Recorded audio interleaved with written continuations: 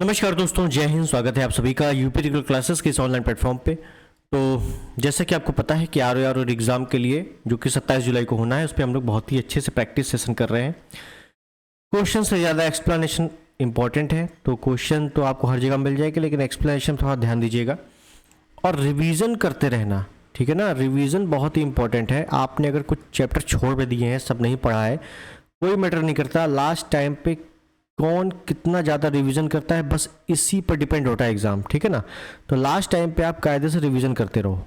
बस बहुत ज़्यादा नई चीज़ें पढ़ने की आवश्यकता नहीं है कि आपने कुछ नहीं पढ़ा मान लो तो उसको आप बिल्कुल शुरुआत से पढ़ने लगो, नहीं, वो नहीं करना है। आपने पहले पढ़ा है उसको रिवीजन पे कर लेना बस। ठीक है, तो चलिए शुरुआत करते हैं सेशन की। उससे पहले चैनल पर नए सब्सक्राइब, वीडियो को लाइक और शेयर जरूर कर देना। 10 सेशन होने वाला ये, ठीक है ना। तो एक चीज़ मैं बता देना चाहता हूँ पहले कुछ एग्ज़ाम के बारे में।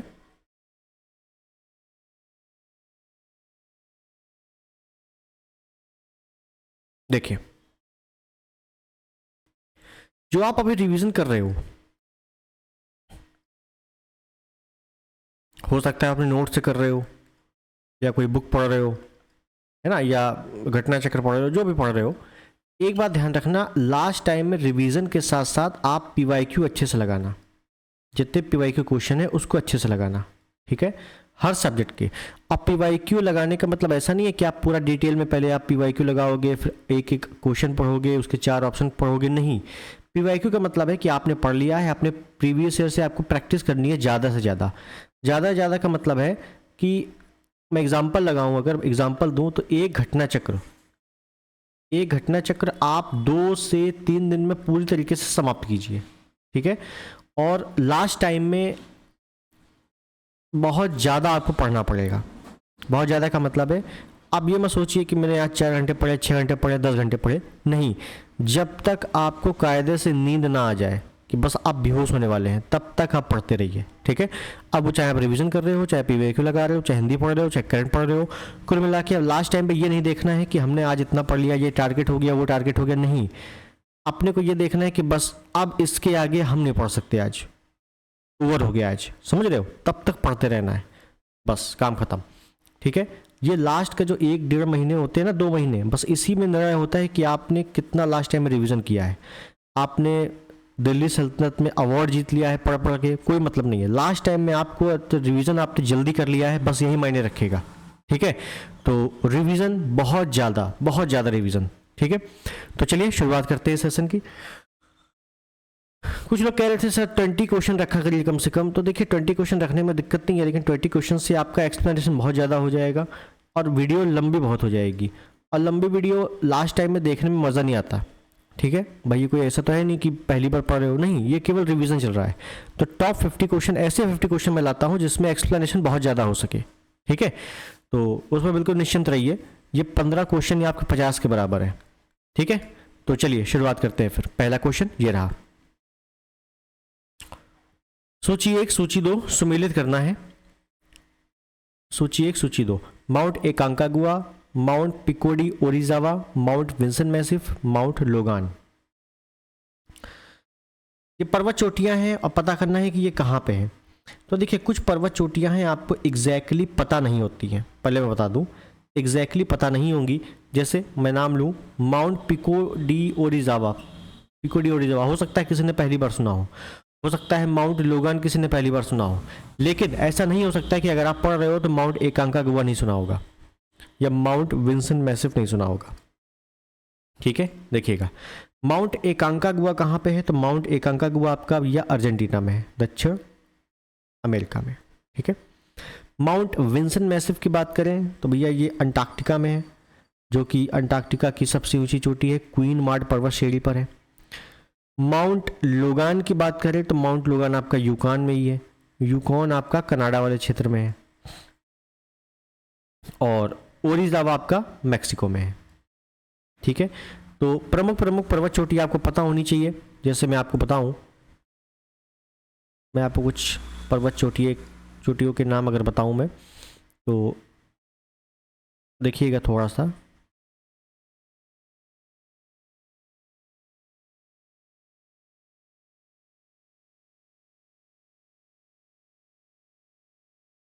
ये मान लीजिए उत्तरी अमेरिका है, और आपको फ्री हैंड मैप बनाना चाहिए, ठीक है ना। जब आप मैप बनाओगे तो आपको एक एक देश की लोकेशन भी पता चलती रहेगी कि हाँ ये देश यहाँ पे था, ठीक है। और भूमध्य रेखा, कर्क रेखा कहाँ कहाँ से गुजरती है, इसको मैं कल वाले टॉपिक में, मतलब कल वाली वीडियो में क्वेश्चन इसके ऐड कर दूंगा, ताकि आपको और क्लियर हो जाए उसके बारे में, ठीक है, क्योंकि वहाँ से भी अच्छे अच्छे क्वेश्चन आते हैं। ये मान लीजिए कुछ इस प्रकार से कमचट का प्रायद्वीप ये आ गया, ठीक है। ये लीजिए मैप बन गया, रेडी हो गया।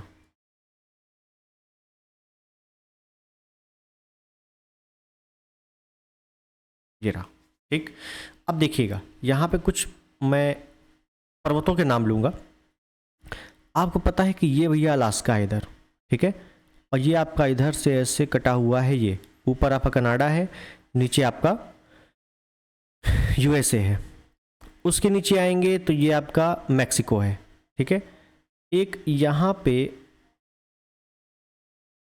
ग्रीनलैंड है, सबसे बड़ा ग्रीनलैंड, ठीक। पर्वत चोटी की बात कर रहे हैं हम लोग। उत्तरी अमेरिका की सबसे ऊंची चोटी है माउंट मैकिनले, जो कि यहाँ पे है, माउंट मैकिनले, ठीक है। देखो मैं नाम नहीं लिखूंगा, मैं बोल रहा हूँ ओरली, आप लोग लिखना चाहो तो लिख सकते हो। माउंट मैकिनले है। यहीं पर अलास्का में ब्रुक्स पर्वत है, ठीक है ना, ब्रुक्स पर्वत माउंट मैकिनले। अलास्का रेंज में है माउंट मैकिनले, जो कि पूरे उत्तरी अमेरिका की सबसे ऊंची चोटी है, और अलास्का यूएसए का भाग है, ध्यान रखिएगा। कनाडा के ऊपर है लेकिन है यूएसए का भाग, ठीक है। तो माउंट मैकिनले, माउंट मैकिनले और ब्रुक्स पर्वत, ठीक है। उसके बाद ये रहा कनाडा, कनाडा में है मैकेंजी पर्वत, जी मैकेंजी पर्वत, मैकेंजी नदी भी है कनाडा में, मैकेंजी पर्वत।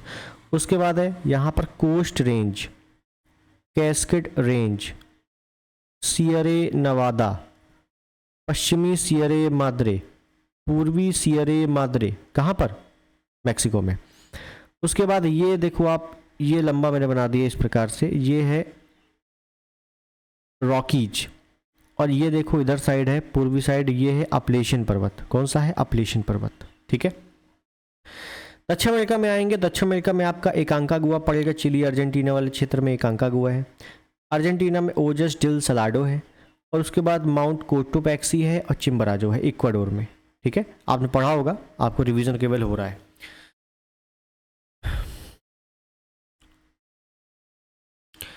ये रहा मैक्सिको।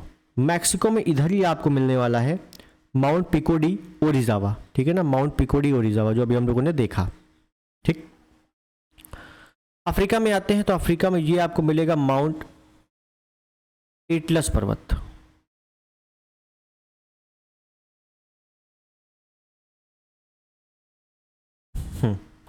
क्या मिलेगा, यहां पर मिलेगा mount Atlas, Morocco, Algeria, Tunisia में है। यहाँ पे है माउंट कैमरून, यहाँ पे है माउंट इथोपिया या माउंट केनिया, नाम सही है, ठीक है। यहाँ पे है माउंट किलिमंजारो, तंजानिया में है। यहाँ पे है ड्रैकन्सबर्ग पर्वत, कौन सा है, ड्रैकन्सबर्ग पर्वत, क्लियर है। आगे चलते हैं तो इधर ही साइड आपको तुर्की मिलेगा, मैं यहाँ साइड बना दूँ, इधर ही साइड आपको तुर्की मिलेगा। तुर्की में क्या है, पोंटिक और टोरस पर्वत, याद रखना, पोंटिक और टोरस पर्वत कहाँ पे है, तुर्की में। यहीं पर आपको ईरान मिलेगा। ईरान में क्या है, ईरान में है जैग्रोस एलबुर्ज, क्या, जैग्रोस और एलबुर्ज पर्वत। पोंटिक टोरस तुर्की में है, जैग्रोस एलबुर्ज ईरान में है, प्रमुख पूछे जाते हैं। फिर आप भारत में आ जाओगे तो ये रहा पामीर का पठार, यहाँ से आपका टियानसेन, यहाँ से आपका टियानसेन पर्वत है, कुनलुन पर्वत है, यहाँ से आपका हिंदुकुश पर्वत है, नीचे आपका कीर्थर पर्वत है, ये आप पाकिस्तान क्षेत्र में आ जाओगे, ठीक है। तो ये इंपॉर्टेंट पर्वत है। ऑस्ट्रेलिया में आएंगे तो ऑस्ट्रेलिया में आपको पता है यहाँ पर ग्रेट डिवाइडिंग रेंज है, इंपॉर्टेंट ग्रेट डिवाइडिंग रेंज, इसकी सबसे ऊंची चोटी है माउंट कोशियुस्को, ठीक। और नीचे आप दक्षिणी ध्रुव पे आ जाओगे अंटार्कटिका वाले क्षेत्र में, तो यहीं पर आपको क्वीन मार्ड पर्वत श्रेणी मिलेगी, जिसकी सबसे ऊंची चोटी है माउंट विंसन मैसिव, क्लियर है। यहीं आपका काकेशन पर्वत पड़ जाएगा, इधर ही साइड, बीच साइड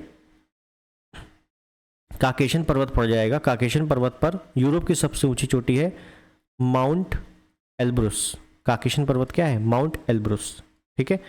तो ये कुछ प्रमुख पर्वत चोटियां हैं महाद्वीपों के। भारत में तो बहुत सारी पर्वत चोटियां हैं जो मैंने आपको अलग से विस्तार में बताई है, ठीक है। तो ये कुछ पर्वत चोटियां, ध्यान रखिएगा, वर्ड मैप बना के बार बार लिखोगे, याद हो जाएगा।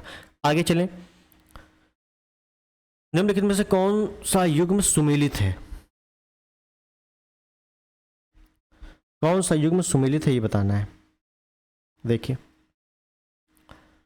तो जो श्रवणबेलगोला है, श्रवणबेलगोला कर्नाटक में आपने जैन धर्म पढ़ा होगा, और जैन धर्म में आपने पढ़ा होगा कि श्रवणबेलगोला कर्नाटक में क्या है? गोमतेश्वर मूर्ति है, गोमतेश्वर मूर्ति, जिसको गंगवंश के मंत्री चामुंडा ने बनवाया था। किसने बनवाया था? चामुंडा ने बनवाया था। ये जो गोमतेश्वर मूर्ति है, इस पर प्रत्येक 12 वर्ष में दुग्धाभिषेक होता है या मस्थाभिषेक, यहाँ से पूछा गया है, ठीक है, ये ध्यान रखिएगा। ये गोमतेश्वर मूर्ति है किसकी? तो ऐसा कहा जाता है कि जो प्रथम जैन तीर्थंकर थे या जैन धर्म के संस्थापक थे ऋषभदेव, या जिनको कहा जाता है आदिनाथ, ऋषभदेव को आदिनाथ भी कहा जाता है। आदिनाथ का एक पुत्र था जिसका नाम था बाहुबली, आदिनाथ के पुत्र बाहुबली। तो ये बाहुबली की प्रतिमा है, ठीक है। तो ध्यान रखना, एक क्वेश्चन में आया था कि गोमतेश्वर मूर्ति या श्रवणबेलगोला में स्थापित गोमतेश्वर मूर्ति का संबंध किस जैन तीर्थंकर से है? तो जो पहले है ना ऋषभदेव, इन्हीं से है। क्यों? इन्हीं के पुत्र की प्रतिमा ऐसे माना जाता है, ठीक है। तो प्राचीन बौद्ध गुफाएं तो है नहीं, तो ऑप्शन डी तो गलत हो गया। उसके बाद अंकलेश्वर गुजरात में सूर्य मंदिर नहीं है, ठीक है, गलत हो गया।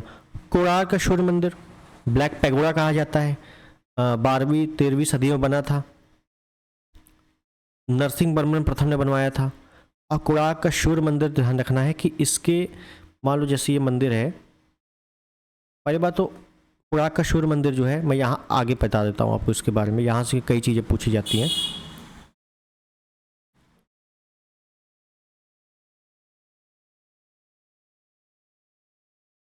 कोणार्क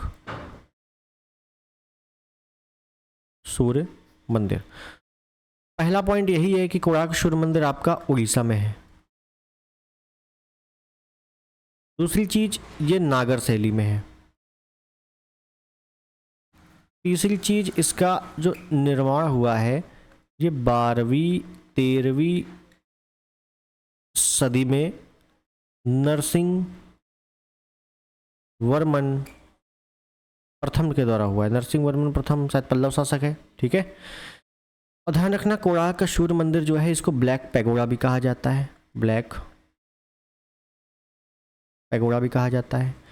और ये जो मंदिर है ना, मान लो जैसे ये मंदिर है, मैं ऐसे एग्जांपल बता रहा हूँ, मान लो ये मंदिर बना हुआ है इस प्रकार से,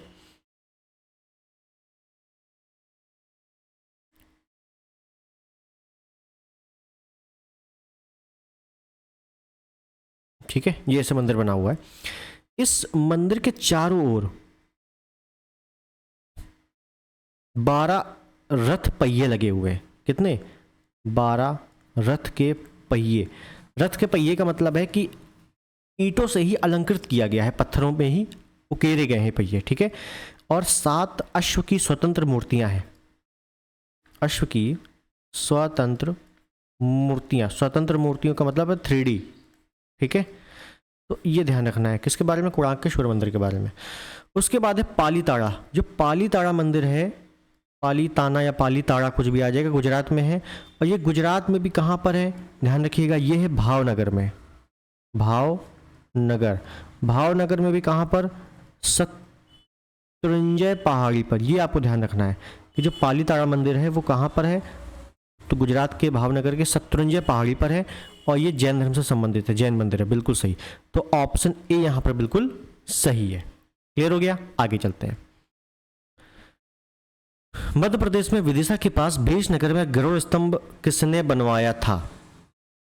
गरुड़ स्तंभ, देखिए आपने वैष्णव और शैव धर्म के बारे में डिटेल में पढ़ा होगा, ठीक है ना, सिलेबस में है, पढ़ना इसको जाके। जो वैष्णव धर्म है या भागवत धर्म है, तो भागवत धर्म का जो प्रथम उल्लेख मिलता है ये किस ग्रंथ में मिलता है? तो याद रखना है विदिशा के बेसनगर गरुड़ स्तंभ लेख, विदिशा का बेसनगर गरुड़ स्तंभ लेख में पहली बार भागवत धर्म का उल्लेख मिलता है। किसमें? गरुड़ स्तंभ लेख में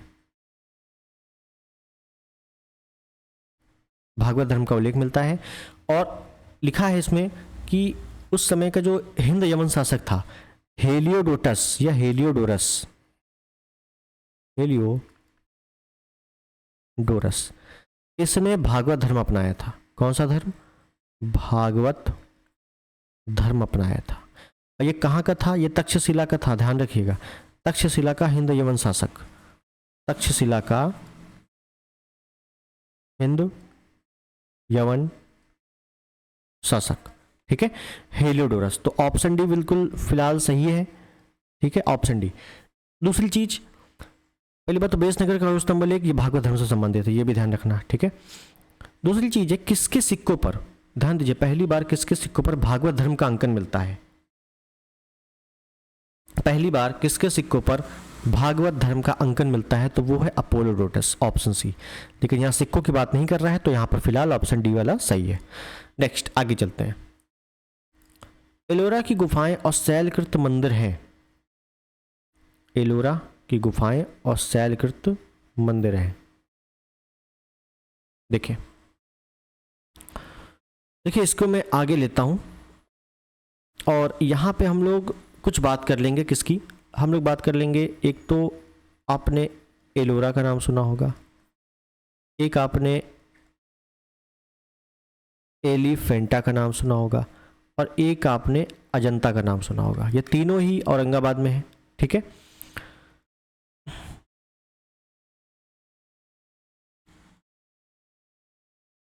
इन दोनों का निर्माण राष्ट्रकूटों के द्वारा हुआ है, यानी कि राष्ट्रकूटों ने राष्ट्रकूट वंश के जो शासक थे उन्होंने एलोरा एलिफेंटा का निर्माण करवाया। अजंता का निर्माण, अजंता गुफाओं का निर्माण, ध्यान रखिएगा यहां पे आ जाएगा या तो वाकाटक वंश, और वाकाटक वंश में भी वाकाटक वंश का एक शासक है पृथ्वीसेन। एक मिनट रुकिएगा। हाँ, तो पृथ्वीसेन, वाकाटक वंश का शासक पृथ्वीसेन। पृथ्वीसेन का एक सामंत है, देखिए वाकाटक वंश का शासक पृथ्वीसेन और पृथ्वीसेन का एक है सामंत, इसका नाम है वराहदेव या व्याघ्रदेव।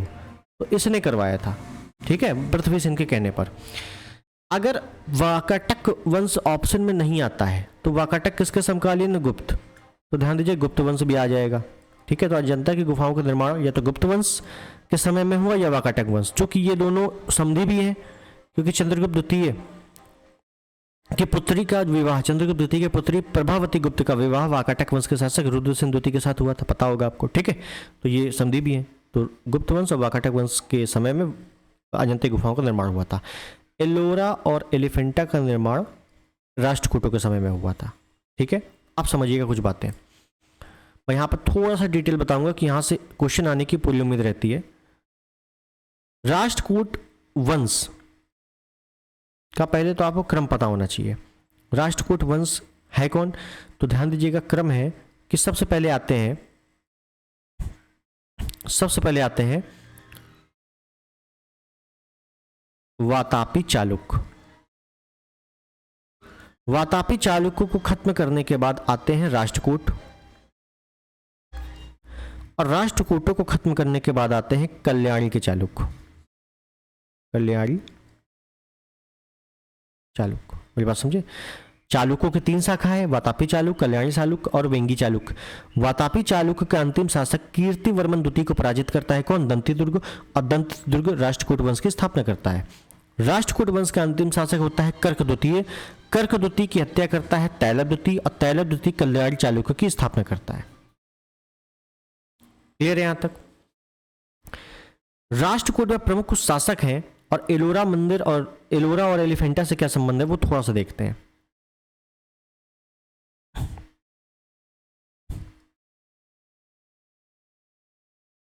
राष्ट्रकूट, तो राष्ट्रकूट में प्रमुख शासकों का क्रम आपसे पूछ लिया जाए तो ध्यान रखना है, सबसे पहले है दंतीदुर्ग,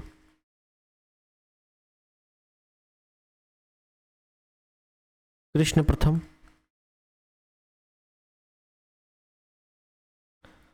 ध्रुव प्रथम, गोविंद तृतीय, अमोघ वर्ष, इंद्र तृतीय, कृष्ण तृतीय, उसके बाद कर्क तृतीय। दक्षिण भारत में अपने को बहुत ज़्यादा शासकों के बारे में डिटेल नहीं पढ़ना, जितना उत्तर भारत में पढ़ना है, ठीक है, वही पढ़ना है जो काम चला हुआ है। अब मैं थोड़ा सा ओरली बोल रहा हूँ, समझना। दंती दुर्ग ने एलोरा में दशावतार मंदिर का निर्माण करवाया था। दशावतार मंदिर किसने? दंती दुर्ग में। कहाँ पर? एलोरा में। एलोरा के दशावतार मंदिर का निर्माण दंती दुर्ग ने करवाया था। कृष्ण प्रथम ने कैलाश मंदिर, कैलाश मंदिर का निर्माण करवाया था। कहाँ पर? एलोरा में। और ध्यान रखना है, कैलाश मंदिर जो है शैलकृत स्थापत्य का उदाहरण है। किसका? शैलकृत स्थापत्य का उदाहरण है। एक ही पहाड़ी को काटकर तराश के मंदिर बनाया गया है। गूगल पर देखना, बहुत ही अच्छा मंदिर बना है उस समय का, ठीक है। आज ऐसा बनना मुश्किल है। ध्रुव प्रथम की बात करेंगे तो इसने त्रिपक्षीय संघर्ष से भाग लिया था, ठीक है, उसके बारे में आप इंपॉर्टेंट नहीं है। इंद्र तृतीय के बारे में ध्यान रखना कि इंद्र तृतीय के समय में एक अरबी यात्री अल मसूदी भारत आया था। अल मसूदी भारत आया था 915-16 के करीब, ठीक है, 915-16 के करीब, ये ध्यान रखना, ठीक है। इतनी चीज़ें आपको पता होनी चाहिए। अब मैं लास्ट बात कर लेता हूँ एलोरा और एलिफेंटा की, जहाँ से प्रश्न और बनते हैं। एलोरा और एलिफेंटा। अजंता की बात नहीं करेंगे, उसकी बात हम लोग गुप्तों में करेंगे, ठीक है। तो इन दोनों की बात करेंगे क्योंकि ये राष्ट्रकूट शासकों ने बनवाए हैं। एलिफेंटा की बात करें तो इसमें 7 गुफाएं हैं, ध्यान दीजिएगा, 7 गुफाएं हैं। ये 7 गुफाएं 2 धर्मों को चिन्हित करती हैं। एक तो है बौद्ध, या तो मैं ऐसे बोल दूं, ये 7 गुफाएं 2 गुफाओं में बटी हुई हैं। एक तरफ 2 गुफा बची, कितनी? 5, ठीक है। ये जो 2 गुफाएं हैं ये बौद्ध धर्म से संबंधित है,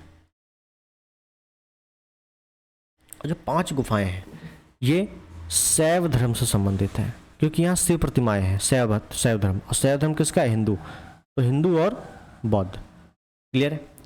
दूसरी चीज, प्रसिद्ध त्रिमूर्ति शिव प्रतिमा एलिफेंटा से मिली है। मैं इसको यहां पे लिख देता हूं,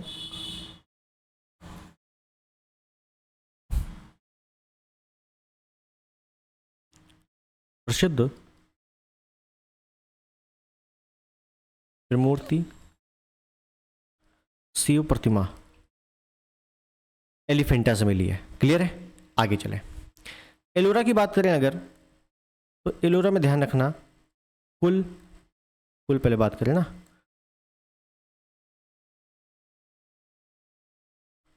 कुल 34 गुफाएं हैं।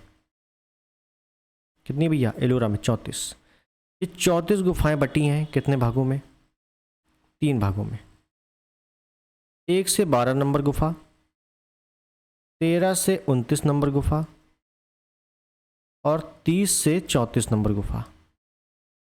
जो 1 से 12 हैं ये बौद्ध के लिए हैं, 13 से 29 है ये हिंदू धर्म की हैं, 30 से 34 है ये जैन धर्म की है। बहुत अच्छे से डिटेल ध्यान रखना, यही आपसे पूछा जाता है, ठीक है। तो अब हम आते हैं अपने क्वेश्चन पे, ज़्यादा लंबा नहीं खींचेंगे, ज़्यादा ही लंबा खींच गया है। एलोरा में गुफाएं शैलकृत मंदिर हैं, तो एलोरा में मैंने बताया था 34 गुफाएं हैं, जो कि कहाँ गया? ये रहा एलोरा, बौद्ध, हिंदू, जैन। तो बौद्ध, हिंदू, जैन, यानी कि option D is the right. देख रहे हो कितना अच्छा क्वेश्चन पूछा गया है, ठीक है। चलते हैं आगे। एलोरा के प्रसिद्ध कैलाश मंदिर के निर्माण को आप किस राजवंश से संबद्ध करेंगे? तो भाई एलोरा हो, एलिफेंटा हो, राष्ट्रकूटों से हम संबंध कर देंगे, option C is the right, ठीक है। सिंपल क्वेश्चन है, आगे चलते हैं।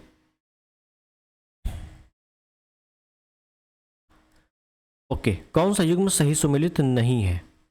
कौन सा युग्म सही सुमेलित नहीं है और पूछा गया है, देखते हैं।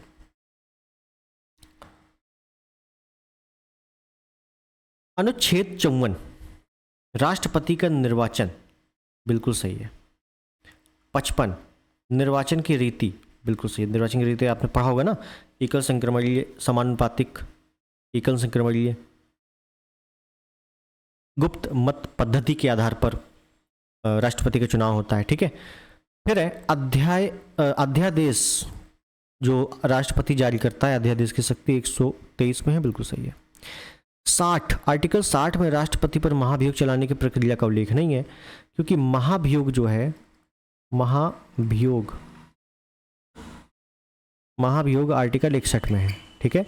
महाभियोग यूएसए से लिया गया है, यूएसए से। अच्छा, कल वाले एक वीडियो में प्रॉब्लम हो गई थी, शायद देख लेना एक बार आप लोग। मैंने जल्दबाजी में जो आपात है, मैंने बताया था जर्मनी, वो तो सही था, लेकिन मैंने बताया था राष्ट्रीय आपात यूएसए से लिया गया है, वो गलत है, ठीक है ना। मुझे किसी ने बताया था बाद में। तो जो वित्तीय आपात है, वित्तीय आपात, वो यूएसए से लिया गया है। आपसे पूछा जाए वित्तीय आपात किससे लिया गया है, तो वो यूएसए से लिया गया है। बाकी सारे आपात जर्मनी से, ठीक है, उसको करेक्ट कर लेना एक बार। तो महाभियोग आर्टिकल 61 में है, यूएसए से लिया गया है। महाभियोग राष्ट्रपति पर लगाया जाता है। महाभियोग राष्ट्रपति पर लगाने के लिए जो आवेदन है, जो प्रस्ताव है, सबसे पहले कहाँ भेजा जाता है, लोकसभा में कि राज्यसभा में। तो ध्यान रखिए, या तो हम लोकसभा में भेज सकते हैं या राज्यसभा में भेज सकते हैं, कहीं भी भेज सकते हैं। बस लोकसभा में भेजेंगे तो 100 सदस्यों की अनुमति चाहिए, राज्यसभा में भेजेंगे तो 50 सदस्यों की अनुमति चाहिए, लेकिन भेज हम कहीं भी सकते हैं।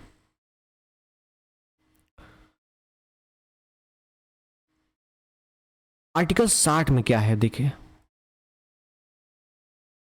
आर्टिकल 60 में, तो ध्यान रखना है, यहां पे है राष्ट्रपति का शपथ प्रावधान। ध्यान दीजिएगा कि जो शपथ का प्रावधान है वो आपका अनुसूची में भी है, अनुसूची 3 में है शायद, ठीक है, अनुसूची 3 में शपथ है। लेकिन शपथ का प्रावधान किसकी शपथ का प्रावधान आर्टिकल में है, अनुसूची में नहीं है। तो ध्यान रखना है कि राष्ट्रपति, उपराष्ट्रपति और राज्यपाल, इनका उल्लेख अनुसूची में नहीं है। बाकी सबका अनुसूची में, इनका अनुसूची में नहीं है। तो इनका किस में है, आर्टिकल में। कौन सा आर्टिकल है, 60, 69, 159, 1 मिनट, 159, ठीक है, 60, 69, 159, ये आपको ध्यान रखना है, कभी कभार क्रम में पूछ लेता है, बिल्कुल।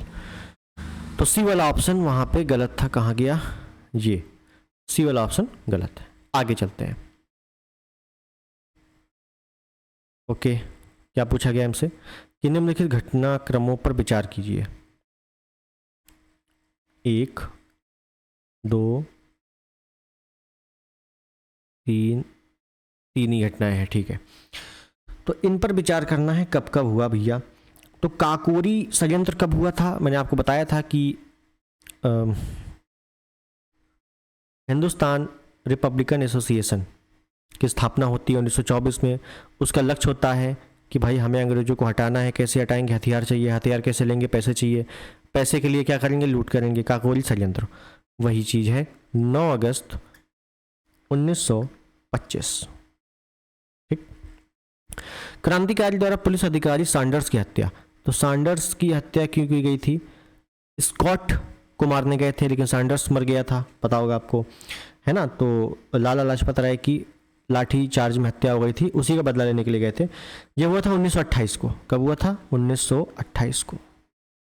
बटुकेश्वर दत्त द्वारा या सेंट्रल लेजिस्लेटिव असेंबली में भगत सिंह और बटुकेश्वर दत्त ने बम फेंका था और नारे लगाए थे इंकलाब जिंदाबाद के। कब, ये हुआ था 1929 में, ठीक है। तो ये सभी शायद क्रम सही लगे हुए हैं, 1, 2, 3, ऑप्शन इज द राइट, ठीक। चलिए, मॉडर्न हिस्ट्री में बहुत ज़्यादा आपसे डेट नहीं आता है, बहुत ज़्यादा बस आपसे जितनी घटनाएं हुई हैं उनका क्रम ही, अगर डेट भी याद है ना तो आराम से हो जाए, कोई बड़ी चीज़ नहीं है। आगे चलते हैं। ब्रिटिश वस्तुओं के बहिष्कार का सुझाव सबसे पहले दिया था, वेरी इंपॉर्टेंट क्वेश्चन है, ब्रिटिश वस्तुओं के बहिष्कार का सुझाव सबसे पहले किसने दिया था। अब देखेंगे थोड़ा सा बात, आपने पढ़ा होगा बंगाल विभाजन, और मैं आपको बताना चाहूँगा कि अगर आपने मॉडर्न हिस्ट्री पढ़ा है तो अच्छी बात है, नहीं पढ़ा है तो आप प्लेलिस्ट में जाना और मॉडर्न हिस्ट्री पढ़ना, ठीक है। मतलब बंगाल विभाजन की पूरी कुंडली पढ़िए उसमें, ठीक है, कैसे क्या क्या हुआ था। अब पूरा मॉडर्न हिस्ट्री शुरुआत से लगाकर अंत तक, जब तक आज़ादी नहीं मिल गई, बहुत ही बेहतरीन तरीके से उसमें कवर है, ठीक है। तो बहुत अच्छे से है वो, आप चाहें यूपीएससी दीजिए, उसमें प्रीलिम्स में आपको काफ़ी अच्छे अच्छे क्वेश्चन मिलेंगे। खैर, बंगाल विभाजन की बात करें तो पहली बात तो क्यों हुआ था बंगाल विभाजन, तो याद रखना संगठित राष्ट्र, संगठित राष्ट्रवादियों को तोड़ने के लिए। यहाँ पे पूछा जाता है कि बंगाल विभाजन क्यों हुआ, हिंदू मुस्लिम अलग करने के लिए नहीं, हिंदू मुस्लिम अलग करने के लिए नहीं हुआ था, संगठित राष्ट्रवादियों को तोड़ने के लिए हुआ था और मुस्लिम सांप्रदायिकता बढ़ाने के लिए हुआ था, यानी कि उकसाने के लिए हुआ था, ठीक है। तो संगठित राष्ट्रवादियों को तोड़ने के लिए, कभी भी ये मत कर देना कि हिंदू मुस्लिम भड़काने के लिए हुआ था, हिंदू मुस्लिम तोड़ने के लिए हुआ था, नहीं, संगठित राष्ट्रवादियों को तोड़ने के लिए हुआ था, ये ऑप्शन सही होगा, ठीक है। बंगाल विभाजन की जो घोषणा हुई थी, या बंगाल विभाजन की जो क्या कहते हैं उसको, बंगाल विभाजन की योजना, ठीक है। तो बंगाल विभाजन की योजना कब बनती है, तो ध्यान रखना बंगाल विभाजन की योजना पहले बन जाती है, ये अभी का नहीं है, 1905 का। बंगाल विभाजन की योजना कब बनती है, अरे क्या हो रहा है यार आज, योजना ये बनती है आपके दिसंबर 1903 को। अब जब लोगों को पता लगा कि यार बंगाल विभाजन कर रहे हैं, ये तो बड़ा बड़ा काम है, तो विरोध करेंगे कि नहीं करेंगे, बिल्कुल करेंगे। कैसे करेंगे विरोध, तो इसी के विरोध में, किसके विरोध में, बंगाल विभाजन की योजना के विरोध में, कि भाई अभी तो चलो योजना बनाई है, हो सकता है कर दें, अगर हम अभी से प्रेशर देंगे तो हो सकता है ख़त्म कर दें। तो इन्हीं के विरोध में क्या किया, सुरेंद्र नाथ बनर्जी, सुरेंद्र नाथ बनर्जी और कृष्ण कुमार मित्र, और भी नाम है लेकिन ये दो इंपॉर्टेंट है, ठीक है। तो कृष्ण कुमार मित्र, इन दोनों ने अपने अपने लेख में इसका बहिष्कार किया। इनका जो पत्रिका थी वो थी हितवादी, बहुत बार आ चुकी है हितवादी, और कृष्ण कुमार मित्र की संजीवनी। इन पत्रिकाओं में बंगाल विभाजन का काफ़ी विरोध किया। जब फाइनली रूप से बंगाल विभाजन की जो निर्णय लिया गया 19 जुलाई 1905 को, तब भाई कहा कि ये तो मान नहीं रहे, तब एक काम करो, तब बहिष्कार करो अंग्रेजी सामान का, ठीक है। और सबसे ज़्यादा बहिष्कार किसका करो, सबसे ज़्यादा बहिष्कार करो अंग्रेजी वस्तुओं का, सॉरी अंग्रेजी वस्त्रों का, सबसे ज़्यादा बहिष्कार किसका करो, वस्त्रों का करो। और खास करके कौन कौन से वस्त्र के बहिष्कार किए गए थे, तो ध्यान दीजिए, ये वस्त्र थे लंकाशायर, आपने पढ़ा होगा लंकाशायर के बारे में, लंकाशायर, मैनचेस्टर, मैनचेस्टर, और एक नाम और है लिवरपूल। यहाँ के खासकर वस्त्रों का बहिष्कार किया गया। और वस्त्र बहिष्कार का जो सुझाव दिया था, या पूरे बहिष्कार का जो सुझाव दिया था कि बहिष्कार कौन करेगा, मतलब बहिष्कार किया जाए, वो दिया था कृष्ण कुमार मित्र ने। कृष्ण कुमार मित्र ने दिया था कि भाई बहिष्कार करो कायदे से, ठीक है। लेकिन फिर फाइनली रूप से इसके विरोध में बहिष्कार स्वदेशी आंदोलन में चलाया गया 7 अगस्त 1905 को, लेकिन 16 अक्टूबर 1905 को बंगाल विभाजन हो गया था, ठीक है। तो फिलहाल हमसे यहीं तक पूछा है, आगे ज़्यादा नहीं पढ़ेंगे। बहिष्कार का सुझाव किसने दिया था, Krishna Kumar Mitra, option B is the right, ठीक। नेक्स्ट, गुटेनबर्ग असंबद्धता विलग करती है, विलग मतलब अलग करती है, ठीक है। तो गुटेनबर्ग संबद्धता किसको किसको अलग करती है, क्रस्ट को ऊपरी मेटल से, ऊपरी मेटल को निचले मेटल से, निचले मेटल को बाह्य कोर से, बाह्य कोर को आंतरिक कोर से। देखिए इसके बारे में, देखो पृथ्वी की आंतरिक संरचना आपने पढ़ी होगी, ठीक है, नहीं पढ़ी बात पढ़ लेना उसको डिटेल से, मैं यहीं पर बता देता हूँ, ठीक है। यहाँ पे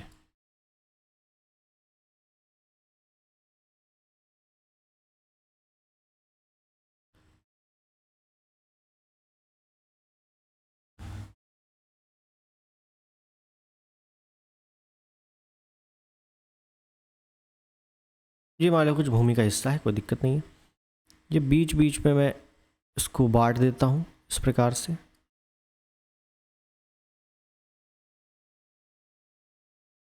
या मैं इसको बना दूं कायदे से, देखिएगा ये बन के तैयार है, ठीक है, इतना सा। ये है ऊपर क्रस्ट मेटल कोर, ये आपने पढ़ा होगा, क्रस्ट मेटल कोर होता है, कोर सबसे नीचे होता है। और ये कितना होता है, ये पृथ्वी का केंद्र है, कितना है 6374 किलोमीटर के आसपास होता है ये, ठीक है। 12,756 होता है, तो उसको मतलब 12,756, 12,714, तो उसके अनुसार 6374 निकलता है ये। अब क्रस्ट मेटल कोर, क्रस्ट को ऊपरी जो क्रस्ट है ये वाला, इसको दो भागों में बांटा गया। ऊपरी क्रस्ट देखो यू सी और एल सी, ऊपरी क्रस्ट और लोअर क्रस्ट, ऐसे मैंने कर दिया, अपर क्रस्ट लोअर क्रस्ट, ठीक है, ध्यान रखना। जो उसके नीचे है मेटल, तो ऊपरी मेटल निचला मेटल। जो कोर है, कोर को कहते हैं बाहरी कोर और आंतरिक कोर, ठीक है। अब इनके बीच का जो क्षेत्र है वो अलग होता है, जैसे मैं बताऊं, ऊपर का अपर क्रस्ट और लोअर क्रस्ट को अलग करता है एक लाइन, ये रही। लोअर क्रस्ट और ऊपरी मेटल को अलग करती है एक लाइन, ये रही। ऊपरी मेटल और निचला मेटल को अलग करता है एक, ये रहा। निचला मेटल और बाहरी कोर को अलग करता है वो ये रहा। बाहरी कोर और आंतरिक कोर को अलग करता है वो ये रहा, ठीक है। तो ये नाम आपसे पूछे जाते हैं, तो इसको मैं लिखता हूं, देखेंगे।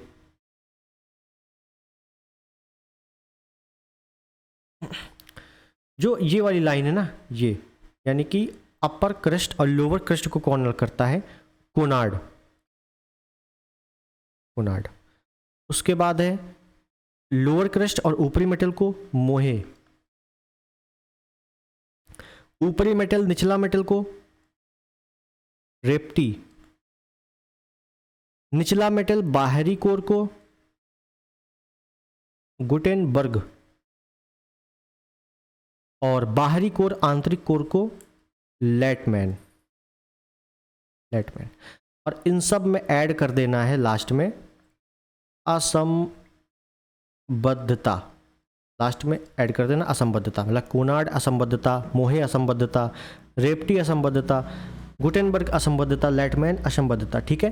तो ये याद रखना, Konrad sorry crust metal core, इनको दो दो भागों में बांट दो और तुरंत काट दो, किससे, कोनार्ड, मोहे, रेप्टी, गुटेनबर्ग, लेटमैन। लाइन से याद कर लो, ऊपर से नीचे बस काट दो, ठीक है। क्या पूछा गया था हमसे, कहा गया, गुटेनबर्ग असंबद्धता अलग करता है। गुटेनबर्ग कहाँ है, गुटेनबर्ग देखिए, गुटेनबर्ग ये रहा, ये रहा गुटेनबर्ग, ये इसको अलग कर रहा है। तो निचला मेटल अब बाहरी कोर, निचला मेटल बाहरी कोर, यानी कि निचला मेटल बाहरी core, option C is the right, है ना, सिंपल। तो ध्यान रखना, इस डायग्राम को नोट करके रख लेना, या डायग्राम को मतलब लिखना चाहो लिख सकते हो, ठीक। आगे चलते हैं। निम्नलिखित नदियों नगरों में से कौन सा श्वेत नील और नीली नील नदियों के संगम पर अवस्थित है, नीली नील नदियों के संगम पर अवस्थित है, तो वो है भैया खार्तूम, ऑप्शन है, ठीक है। नीली नील नदी का बहुत ज़्यादा विस्तार है नहीं, सबसे लंबी नदी है, लेकिन ये कुछ ही देशों से होकर गुजरती है, बहुत ज़्यादा विस्तार नहीं है। ये जहाँ मिलती है वो है खार्तूम, मतलब एक ये नदी आती है जो विक्टोरिया झील से निकलती है, एक ये नदी आती है टाना झील से निकलती है, और फिर यहीं पर मिल जाती है, और फिर ये आगे आगे बढ़ जाती है, खार्तूम में मिलती है, और आगे जो है मेन क्या है, मिस्र है। तो मिस्र की जो जीवन रेखा है वही है नील नदी, मिस्र की सभ्यता नील नदी के किनारे, ठीक है। तो ऑप्शन इज द राइट। नदियाँ मैंने पढ़ा दी हैं, वर्ल्ड ज्योग्राफी में जाना, नदियाँ मैंने पूरी नदियाँ, विश्व की तमाम नदियों को डायग्राम से पढ़ाया, एक बार देख लेना। नदियाँ हैं, उनके किनारे बसे हुए प्रमुख नगर हैं, प्रमुख उद्योग है, वहाँ पे जो जो है मैंने बताया है, ठीक है। आगे चलें तो सूची 1 सूची 2, यानी कि भवन है और निर्माण करता है। सुल्तान गली का मकबरा, ये शायद हम लोगों ने पढ़ लिया था, अढ़ाई दिन का झोपड़ा कुतुबुद्दीन ऐबक ने बनवाया था, डी का 2, ठीक है। तो डी का 2, देखो ये वाला गड़बड़ है लाइन, ठीक है, ये लाइन गड़बड़ है, ये वाली, ये ऐसे नहीं होगी, थोड़ा सा साइड में हो गई है ये, कोई दिक्कत नहीं, इसको हम साफ़ कर देते हैं जी।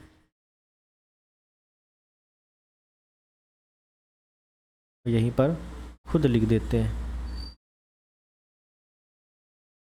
A B C D, ठीक है। अब देखना है, तो डी का हो गया 2, डी का 2 इसमें है और इसमें है, तो मतलब बी काटो और ए काटो। उसके बाद है सुल्तान गरी का मकबरा, इल्तुतमिश ने बनवाया था सुल्तान गरी का मकबरा, और ये पहला मकबरा था भारत में, और इसने अपने बड़े पुत्र नासिरुद्दीन महमूद की मृत्यु के बाद उसके मकबरे पर बनवाया था, सुल्तान गरी का मकबरा। ठीक है, तो ए का हो गया 3, ए का 3 इसी में है, तो option D is the right. हो गया, काम खत्म। लाल महल किसने बनवाया था? लाल महल बलबन ने बनवाया था। और ध्यान रखना कि बलबन का जो लाल महल था, इसी लाल महल में अलाउद्दीन खिलजी ने अपना राज्याभिषेक करवाया था। तो अलाउद्दीन खिलजी ने अपना राज्याभिषेक कहाँ करवाया था? तो बलबन के द्वारा बनवाए गए लाल महल में करवाया था। ठीक है, और जो अलाउद्दीन खिलजी का चाचा था जलालुद्दीन फिरोज शाह खिलजी, उसने अपना राज्याभिषेक कहाँ करवाया था? उसने अपना राज्याभिषेक किलोखरी महल में करवाया था, जिसको कैकूबाद ने बनवाया था। ठीक है, ध्यान रखना। आगे चलते हैं। सूची 1 सूची 2 मिलान करना है, और लोथल, हड़प्पा, कालीबंगा, मोहनजोदड़ो। ठीक है, हड़प्पा कालीन स्थल है, तो हड़प्पा, देखो मोहनजोदड़ो से सबसे पहले ध्यान रखना है कि हमें मोहरे और नर्तकी की मूर्ति मिली है। ठीक है, गोदी, गोदी का मतलब क्या होता है? गोदी का मतलब है पोर्ट। पोर्ट, पोर्ट मतलब क्या होता है? बंदरगाह। तो विशाल बंदरगाह कहाँ मिला है? लोथल से, गुजरात में, भोगवा नदी किनारे। बी का 2, बी का 2 इसमें है, इसमें है। डी का 3, डी का 3 इसमें है, यानी कि D option is the right. Harappa से RH37 यानी कि R37 2 कब्र मिली है, एक है R37 और एक है H, ये 2 कब्र मिली है हड़प्पा से। ठीक है, और कालीबंगा से चोरी, कांच की चोरियाँ और जुता हुआ खेत। क्लियर है? चलिए आगे चलते हैं। यहाँ पे ऑप्शन डी बिल्कुल सही है। निम्नलिखित में से किस राजा के एक अभिलेख से सूचना मिलती है शाक्य मुनि बुद्ध का जन्म लुम्बिनी से हुआ था? देखो, गौतम बुद्ध का जन्म कपिलवस्तु लुम्बिनी ग्राम से हुआ था।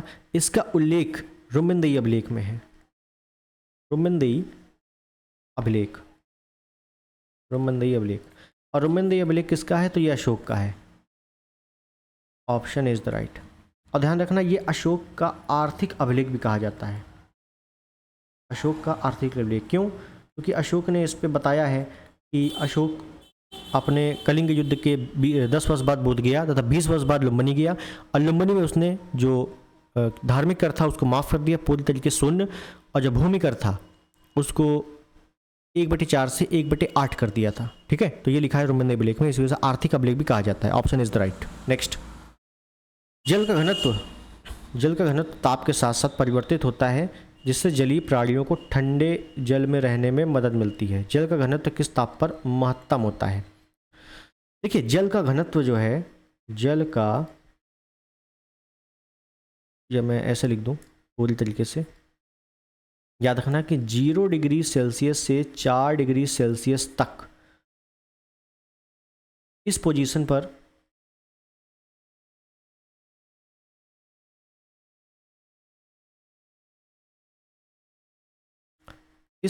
पर जल का घनत्व और आयतन, जल का घनत्व बढ़ता है, आयतन घटता है। लेकिन जैसे ही 4 डिग्री सेल्सियस क्रॉस करता है, प्लस करता है, तो वैसे ही जल का घनत्व डाउन होता है और आयतन बढ़ता है। आयतन बढ़ता है, ये ध्यान रखना। ठीक है, तो हमसे पूछा है घनत्व किस पर अधिकतम होता है, तो भैया घनत्व 4 डिग्री सेल्सियस पर अधिकतम होता है, यानी कि option D is the right. 4 के बाद घनत्व डाउन होने लगता है। ठीक है, ध्यान रखना। नेक्स्ट, प्रेशर कुकर में भोजन कम समय में तैयार हो जाता है। सही बात है। क्यों? क्योंकि जल का क्वथनांक बढ़ जाता है। बिल्कुल सही है। जल का क्वथनांक घट जाता है? नहीं। कम ऊष्मा लेता है? नो। और गलत, जल का क्वथनांक बढ़ जाता है। ठीक है, प्रेशर बढ़ेगा तो क्वथनांक बढ़ेगा। एक क्वेश्चन आता है, ऊंचाई पर जाने पर वायुमंडलीय दाब घटता है। और ध्यान रखना, वायुमंडलीय दाब घटेगा तो क्वथनांक भी घटेगा। इसी वजह से पहाड़ी इलाकों में खाना जल्दी नहीं पक पाता। क्यों? क्योंकि ऊंचाई वाले स्थानों में दाब कम होता है, दाब कम होता है तो क्वथनांक भी कम हो जाता है। ठीक है, चलिए आगे चलते हैं। थर्मोस्टेट वह यंत्र है जो, देखो, एक होता है थर्मामीटर और एक होता है थर्मोस्टेट। जब भी आ जाए थर्मामीटर वो तापमान को मापता है, और जब भी आ जाए थर्मोस्टेट वो तापमान को नियंत्रित रखता है, कंट्रोल में रखता है। तो किसी निकाय का तापक्रम स्वनियंत्रित करता है, कंट्रोल में रखता है। फ्रिज में लगा होता है थर्मोस्टेट तापमान को नियंत्रित करने के लिए। ठीक है, तो option C is the right. Next, बर्फ़ का टुकड़ा पेय पदार्थ को ठंडा कर देता है। बर्फ़ का टुकड़ा पेय पदार्थ किसी भी कोल्ड ड्रिंक पर डालो, ठंडा हो जाएगा, बिल्कुल सही है। बर्फ़ पिघलने के लिए पेय से गुप्त ऊष्मा लेता है, जिससे पेय पदार्थ ठंडा हो जाता है, बिल्कुल सही है। यानी कि मान लो गिलास में कोई भी द्रव भरा हुआ है, कोई भी द्रव भरा हुआ है, अगर वो हल्का सा भी गर्म है या कम ठंडा है तो उसमें कुछ ना कुछ गुप्त ऊष्मा है। बर्फ़ क्या करता है, वो गुप्त ऊष्मा खींच लेता है, और जब खींच लेगा तो वो जितनी भी हल्की फुल्की हीट होगी, जिसकी वजह से वो कोल्ड ड्रिंक है वो कम ठंडी है लेकिन कम ठंडी है। किस वजह से, थोड़ी सी गुप्त ऊष्मा है, तो बर्फ़ डालने से वो गुप्त ऊष्मा खींच लेता है। तो जो गुप्त ऊष्मा चली जाएगी तो हीट बचेगी नहीं, तो काफ़ी ठंडा हो जाएगा। तो इसी वजह से ए आर बिल्कुल सही है, व्याख्या भी सही है, यानी कि ए आर बिल्कुल सही है, व्याख्या भी सही है, option is the right. Next. Okay, तो हमारे सारे प्रश्न हो गए हैं समाप्त। एंड वीडियो कैसा लगा, क्वेश्चन कैसे लगे, ज़रूर बताना। मिलते हैं अगले वीडियो में नेक्स्ट क्लास में। तब तक के लिए नमस्कार, जय हिंद, वंदे मातरम।